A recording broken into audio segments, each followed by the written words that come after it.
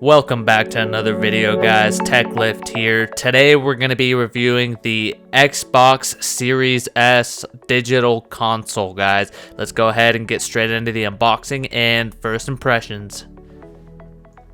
So right off the bat here's going to be a nice little unboxing for you. Sit back and enjoy the little ASMR.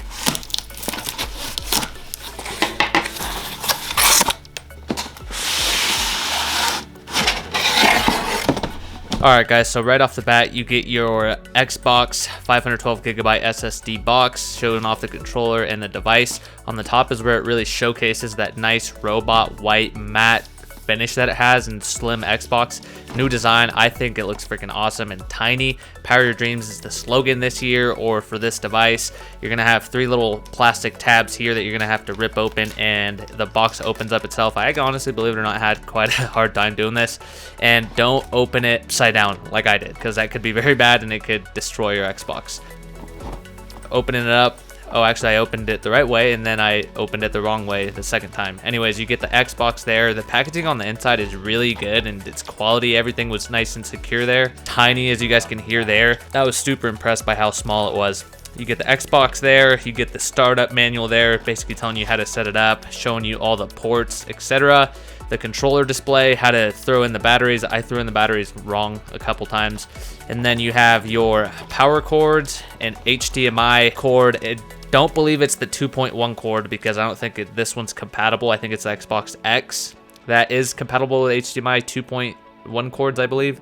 Anyways, it's a really good HDMI cord that it comes with, and then the power cord there, and then your standard Xbox controller. Now, I personally feel like this controller feels really nice. Again, I haven't held a controller in a long time. I have held the Xbox ones, but for some reason I felt like my controller here felt smaller than normal. Maybe that's just the standard now, or maybe they redesigned it for the new Xbox, but that is what you get there. Comes with two AA batteries already with the package, so that's nice. You don't have to go out and buy batteries. Controller there, the robot white, buttons and everything feel super good, honestly, not gonna lie. I am digging the controller so far, and yeah.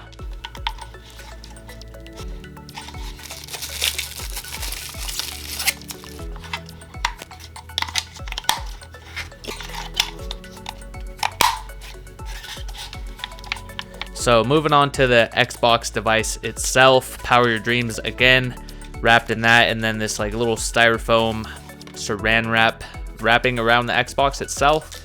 I honestly think they did a great job just in terms of the packaging, making it feel premium, and also it's very minimal packaging as well at the same time.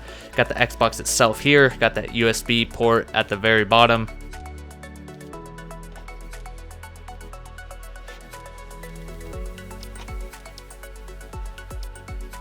That's the fan, the black part. Now, this does come with little pads on every side of it, basically, so you can either have it standing or lying down flat. I personally have it standing. I feel like that's what looks best. Back here, we have the ports, Ethernet, you have two USB ports, and then you have your HDMI port, and I believe that's an SSD storage port, and then obviously your power port to throw everything in there. So you get a good amount of ports in there. Plenty for the hard drives, plenty of options for storage, and then also if you want to hook up directly to the internet. Now, like I said, you can lay it flat like I was showcasing there, or you can stand it up, just depending on what looks best for you. Maybe you have a TV setup that you want to throw it in. It'll fit nice and neat there, or if you don't have that much room and you want to stand it up, you can also stand it up. It has these little risers that will lift it up above whatever you're doing. Now, what I was doing there is opening the power cord and the HDMI cord. It looks really nice. Again, I went flat, didn't really like the look of it, and then I went for standing. I feel like it looks better and it just looks aesthetically pleasing to me. So I went ahead and played with it, messed around with it for a little bit. I don't know, it's personal preference. That looks good there now that I'm looking back at the footage, but I just personally like the stand-up look since I do have other things on my desk. Now, excuse the messy wiring cable management here. I still haven't gotten around to it as I'm recording other tech videos in the process right now. I don't really want to do a cable management right now, but when you boot up the Xbox right off the bat, you get a nice little Xbox screen there, and then it immediately takes you to the setup. Now, the setup is way different now compared to back in my day whenever I had an Xbox in like 2014, 2015. You go straight to your phone, you download the Microsoft app, and from there you literally just follow the instructions on the TV. You punch in that code, it syncs it up, and if you have your old Xbox account or any Xbox account, you log into that and you follow the steps. It literally sets up your Xbox super easily from your phone rather than having to mess around with a controller and joystick and punch things in on the controller, because we all know how frustrating that is. So everything was seamless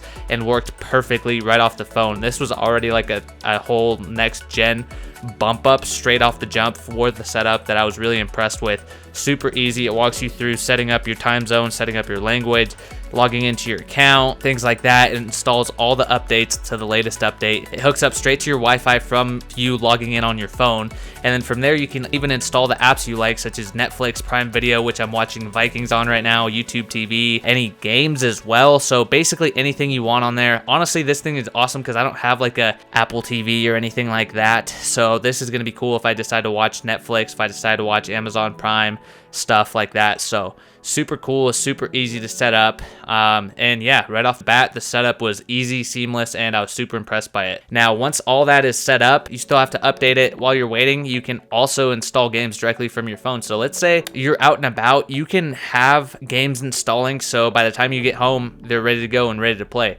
So what I did there was I had some games downloading. I'm on a Wi-Fi connection, and it said it was going to take quite a bit, especially Forza. It's a crazy game to boot up. So what I did there is just turn off my controller the old school way. Just don't have any rechargeable things. And like I said there, the boot up was insane. Literally turned it on and went straight to just go mode, like good to go. Here I'm trying to, get that nostalgia feeling by getting Battlefield 3 booted up, which I got from the Game Pass. So all these things that I'm about to explain to you guys, I'm saying it from a consumer, beginner, kind of newbie Xbox player mindset and point of view. So Battlefield 3 was that game that I just loved back in the day, Black Ops 1, and with EA Game Pass, which was $1 for the first month and $14.99 from then on, what it does is it gives you Xbox Live Gold, which I didn't even know was still a thing, and then on top of that, it gives you a library of games that you can play, like new games, as you can see there, Forza, all the Battlefields, Madden 21, which looks ridiculous. It just gives you so much access to all these different titles, and I believe someone made a comparison saying that for the price of 2 games a year, you get over 100 and something games. All you do is go to the library, you download them, you play them, and then new titles are being added to the EA Pass game store all the time, and some are leaving, but I don't think it's the very popular ones that people play a lot. So I was stoked that right off the jump for $1, I didn't have to buy any games. All I had to do was literally pay $1, download all these games that I wanted to try out, test out on this new machine, with these new graphics, and right off the bat, the dashboard looks insanely clean.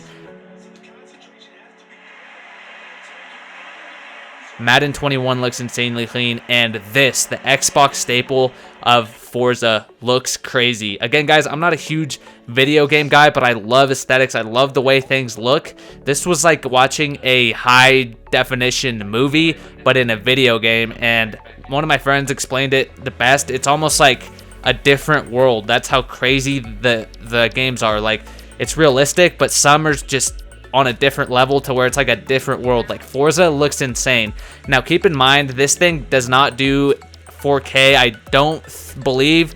Anyways, my monitor is not capable of it. It's the LG Ergo 27-inch, and it goes up to 1440p, and that's the settings that I have this on, and 1440p looks insane alone. So I can't imagine like HDR 10 or actual true 4K.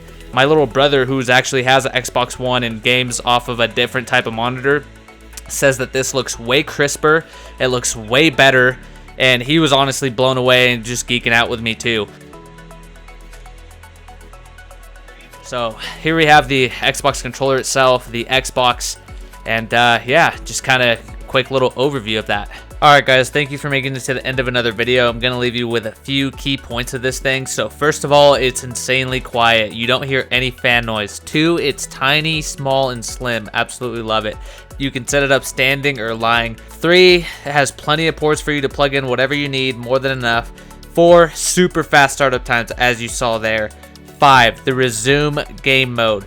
Basically lets you go in and out of games super fast. I can go from one game to the other, and it boots up straight from where I left off insanely fast. Crazy games like Forza or going to Battlefield, it boots them up super fast. So that's something that blew me away, and I absolutely love it because I'm like go, go, go all the time. Also, the background. I can figure out how to change the background to save my life. I want the cool game background. So what you have to do is you have to go to the first setting, which is choose original color, and then basically once you play a game, whatever game you play, it's going to use that game as your background. Or like I showed earlier, you can have like the dynamic background, which kind of reminds me of the Apple Silicon type backgrounds. Anyways, that's just something that I really enjoyed, and I think that looks really cool on the Xbox, and kind of what got me to want to get an Xbox, just because it just looks super cool. With that being said, guys, these next gen gaming consoles are crazy, and the graphics look insane, the boot up times are insane, the games are super fun. You can just do so much with them. You can watch Netflix, Prime Video, whatever you do at 4K on both consoles. But basically, it's worth it, guys. Starting at $260 to $300 for the Series S, $500 for the Series X. You can't go wrong with it, guys. Hit that like button, hit that subscribe button, guys. Catch you guys in the next one.